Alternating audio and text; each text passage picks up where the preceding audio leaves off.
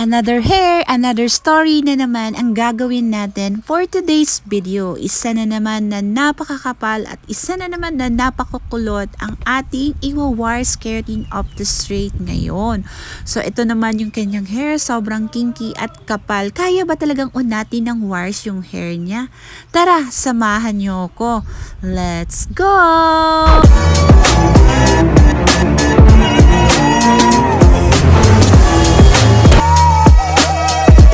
Pagpasok niya sa salon guys, kinuha ko yung tali ng buhok niya. Then pagkakuha ng tali niya, ito yung bumungad sa akin guys. Grabe, sobra palang kapal ng buhok niya at ang kulot. Sabi ko, hala, parang give up na yata ako dito.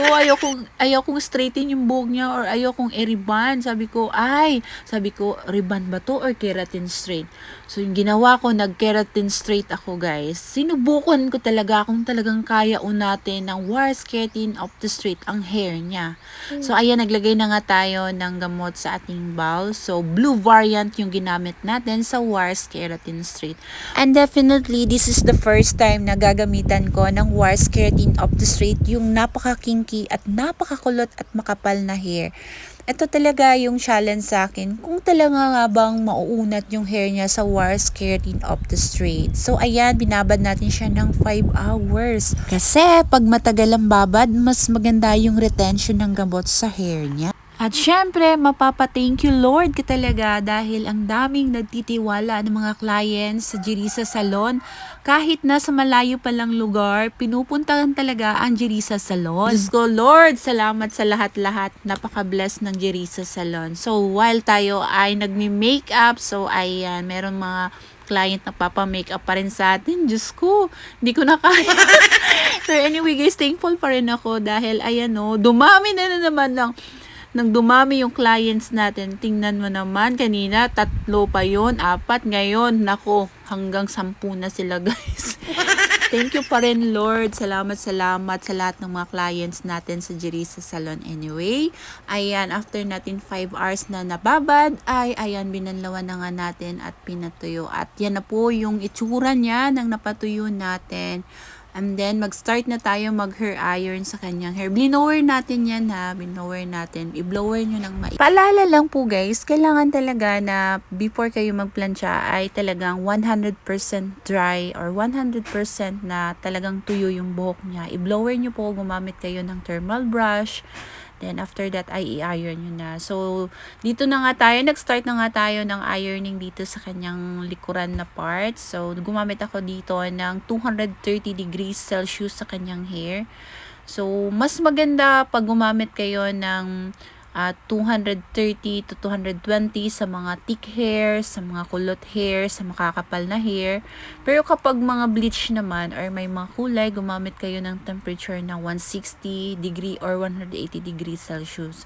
So, nire-required ko lang siya na gamitin ng 230 to 120 degrees sa mga kakapal, mga kulot at sa mga kinky talaga na hair. Dahil kapag gagamitan mo yan ng hindi mainit na plancha, syempre hindi yan tatalab. So, ayan, mag-aalas 5 na nga ng gabit, hindi pa rin kami dito natapos sa pagpaplansya ng kanyang buhok. Dito pa lang tayo sa likuran guys, yung isa sa left side ng likuran niya kasi hinati ko yung hair niya sa dalawa sa likuran. At dito na rin tayo nagplansya sa may gilid. So ayan, napapasayaw na nga lang tayo dito dahil sobrang kapal na kanyang buhok mga guys, parang hindi talaga halata na pagod no. And then, after how many hours, yan na po yung kanyang hair. Bali, 6 na oras yata ako nagplansya sa buhok niya, guys. Grabe. So, nag-start ako, plansya sa kanya is 2 p.m. So, natapos ako 7:30 p.m. yata.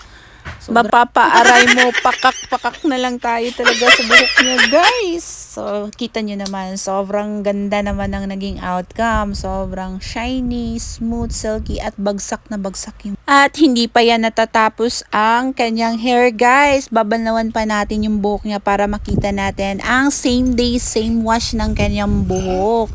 So, makikita nyo dyan mamaya at panoorin nyo ang after wash niya, guys. So, before natin ay nag-shampoo muna tayo, tapos naglagay tayo ng hair mask. So, nilagyan natin ng hair mask para sobrang smooth at shiny yung kanyang hair after natin na mabanlawan. And then, dito talaga natin mapapatunayan kung talaga nga bang na-straight ng wires keratin off the straight yung kanyang hair, guys. So, ayan na guys, kita nyo naman dyan na talagang naunat na nga yung kanyang hair at kahit kami, hindi kami makapaniwala na nakaya talaga unatin ng wires keratin off the straight yung kanyang kulot na kulot at sobrang kapal na buhok. So, ayan na po, after natin mablower, wala pa po yung plancha, yan na po yung naging outcome ng kanyang hair. So, as you could see, ayan, bali 80% natin na naunat yung kanyang buhok. So, honestly, 80% yung atin na naunat na kanyang buhok at yung dulo naman niya ay merong konting dry dahil sa kulay niya before. So, ikakat na lang natin yan. Konti lang naman, may mga split ends. Pero para sa akin, okay na to dahil yung gusto lang naman niya talaga ay mawala yung talagang paggising niya talaga sa umaga. Ay nako, struggle daw sa kanya. Struggle daw sa kanya yung buhok niya. Kaya sabi niya, okay lang daw na ganito yung naging outcome ng kanyang hair. So, syempre ako naman ay 80% lang talaga yung akin na unat na kanyang buhok. And then, ito na nga yung kanyang hair after natin na malagyan ng treatment. Nilagyan ko siya ng Brazilian treatment. Okay, that's all for today's video. Maraming salamat sa panonood nyo. Sana'y nagustuhan nyo. At syempre, sana marami kayong natutunan. At palagi sana kayong manood ng ating mga tutorials and vlogs sa pagbubuhok. Anyway guys, thank you for watching and God bless you all. Bye!